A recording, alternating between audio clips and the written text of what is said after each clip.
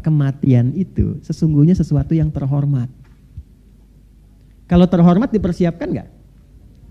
Nih, saya tanya pada Anda. Kalau Anda diundang ke istana, terhormat nggak? Terhormat.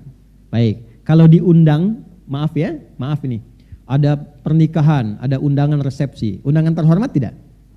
Terhormat kan? Baik. Nah, kalau Anda diundang ke istana, undangan terhormat, persiapan nggak? Bajunya bagus nggak? Bagus. Kata-katanya kan ditata dulu ya. Nanti mau bicara apa, sikapnya bagaimana, karena kematian itu ditempatkan dalam Al-Quran pada posisi terhormat. Karena kematian terhormat dipersiapkan. Bukan cuma ditunggu datang, dipersiapkan. Supaya saat pulang pun kita terhormat. Makanya saat dipanggil, saking terhormatnya dipanggil dalam keadaan tenang. Ya ayyatuhan nafsul mutmainnah irji'i ila rabbiki radiyatan fadkhuli fi ibadi wadkhuli. Itu terhormat. Ya. Kalau tidak dipersiapkan, ya pulang tidak dalam keadaan terhormat nantinya. Diundang secara terhormat, datangnya tidak terhormat, jadi diusir. Ya kan? Dapat sikap yang tidak nyaman. Anda berlaku yang tidak wajar, mendapatkan sikap yang tidak nyaman. Maka ini jarang diulas gitu. Ketika ditempatkan dengan kalimat ini ingin memberikan kesan bahwa sesuatu yang baik. Jelas di sini? Sehingga di Arab itu kalau dikatakan aina fulan tawafathul maniyah, ya, kematian telah menjemput dia dalam kebaikan. Jelas? Ya. Ini yang kedua itu ada mata yamutu. Menunjukkan makna kematian secara standar melalui proses. Asalnya kata mata dalam bahasa Arab itu asalnya ini standar, kata dasar standar. Bukan menunjuk kata halus ataupun kasar, bukan.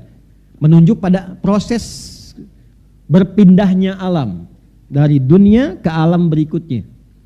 Prosesnya disebut dengan mata yamutu, kejadiannya disebut dengan maut, malaikatnya malakul maut, yang meninggalnya disebut dengan mayit, akan meninggal disebut dengan mayyit. Nah, nyambung semua. Prosesnya mata. Bukan mata bahasa Indonesia ya. Ya. Sudah? Mata yamutu. Kejadiannya nanti yang dialami maut. Malaikat yang ditugaskan malakul maut.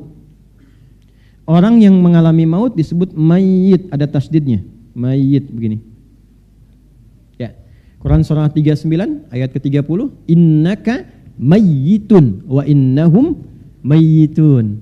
Engkau Muhammad sekalipun status pun nabi, rasul terhormat, tetap engkau pun akan mengalami proses maut. Engkau akan meninggal.